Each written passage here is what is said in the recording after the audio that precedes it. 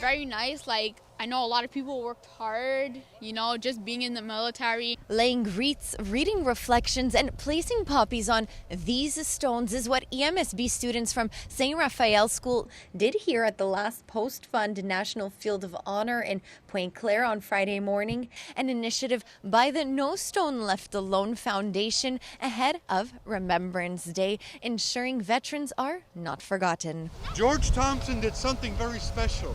I think it's very important because when you get older, nobody really teaches you about these things anymore. So it's very easy to forget the older you are. But when you're younger and you're learning it in school, it becomes like a habit.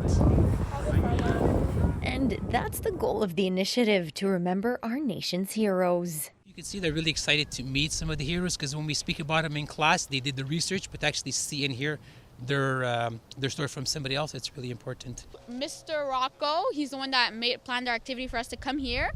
He made he gave us the names of the people we were visiting, and we made plan flips about them. So we have a lot of information about them. Moving on. What they also learned, that Indigenous Veterans Day is recognized annually on November 8th, acknowledging their contributions and sacrifices to Canada's war efforts and peacekeeping reputation. 18 are buried here.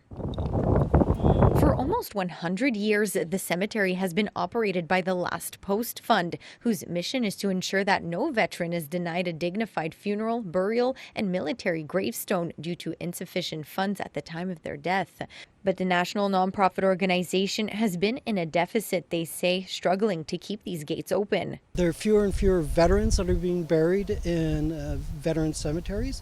The newer, what we call the modern day veterans, have a preference to be buried with their families, where they come from in other cities. So we've requested, it's been a long project, we started over 4 years ago, suggesting or requesting that the cemetery be transferred to the Government of Canada, the Department of Veterans Affairs Canada.